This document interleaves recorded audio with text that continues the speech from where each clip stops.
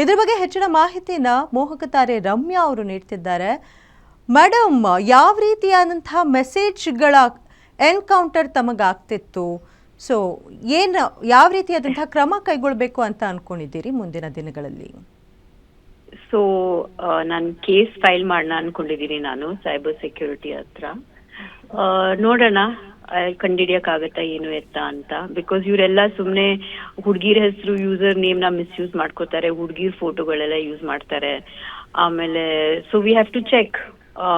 ಅದು ಅವ್ರಿಗೆ ಬಿಟ್ಟಿರೋದು ಪೊಲೀಸ್ ಅವ್ರಿಗೆ. So let them find out ಯಾರು ಇವರೆಲ್ಲ ಅಂತ. And as per law they have to be punished. ಇವರು ದರ್ಶನ್ ಅವರ ಅಭಿಮಾನಿಗಳೇ ಅಂತ ಹೇಗೆ ನೀವು ಖಾತ್ರಿಯಾಗಿ ಹೇಳ್ತೀರಿ? ಅವರೆಲ್ಲ ಮೆಸೇಜಸ್ ಅಲ್ಲೇ ಬರ್ದಿದಾರಲ್ಲ, ಅವರೆಲ್ಲ ಅವ್ರ ಫೋಟೋಸ್ನು ಹಾಕೊಂಡಿದ್ದಾರೆ. ಆ ಮೆಸೇಜಸ್ ಗಳಲ್ಲಿ ಅವರು ಡಿ ಬಾಸ್ ಅಂತಾನೆ ಮೆಸೇಜ್ ಮಾಡಿದ್ದಾರೆ. ಸೊ ಅಂಡ್ ಎಸ್ಪೆಷಲಿ ನಾನು ಈ ಸುಪ್ರೀಂ ಕೋರ್ಟ್ ಅವರು ಏನು ಇವಾಗ ಒಂದು ಸ್ಟೇಟ್ಮೆಂಟ್ ಮಾಡಿದ್ರಲ್ಲ ಮೊನ್ನೆ, ಅವಾಗ ನಾನೊಂದು ಪೋಸ್ಟ್ ಹಾಕಿದ್ದೆ. ಸುಪ್ರೀಂ ಕೋರ್ಟ್ ಇಂದ ನಮ್ಗೆ ಸಾಮಾನ್ಯ ಜನರಿಗೆ ಎಲ್ಲೋ ಒಂದ್ ಕಡೆ ಹೋಪ್ ಇದೆ, ನಮ್ಗೆ ನ್ಯಾಯ ಸಿಗತ್ತೆ ಅಂತ ನಾನು ಹಾಕಿದ್ದೆ.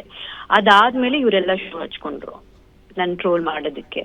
ಅಂಡ್ ನನ್ ಅನ್ಸ್ತು ಯಾಕೆ ಇವ್ರನ್ನೆಲ್ಲ ಎಕ್ಸ್ಪೋಸ್ ಮಾಡಬಾರ್ದು ಅಂತ. ಯಾಕಂದ್ರೆ ರೇಣುಕಾ ಸ್ವಾಮಿ ಅವ್ರು ಮಾಡಿದ ತಪ್ಪಂತ ನೀವು ಒಪ್ಕೋತೀರಾ, ನಾವು ಒಪ್ಕೋತೀವಿ, ದರ್ಶನ್ ಫ್ಯಾನ್ಸ್ ಒಪ್ಕೋತಾರೆ ಅವ್ರು ಮಾಡಿದ ತಪ್ಪಂತ.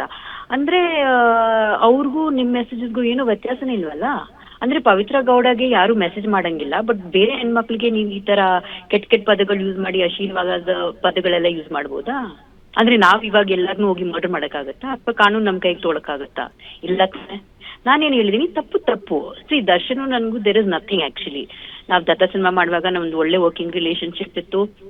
ಈಗೆಲ್ಲಾದ್ರೂ ಸಿಕ್ಕಿದ್ರೆ ನಾವ್ ಮಾತಾಡಿಸ್ತೀವಿ. And I am very fond of his wife, ಅದೆಲ್ಲ ಇದೆ. ಬಟ್ ತಪ್ಪು ತಪ್ಪಲ್ವಾ? ಸೊ ಅದ್ರ ಬಗ್ಗೆ ನಾವ್ ಮಾತಾಡ್ಬೇಕು ಇಲ್ವೋ?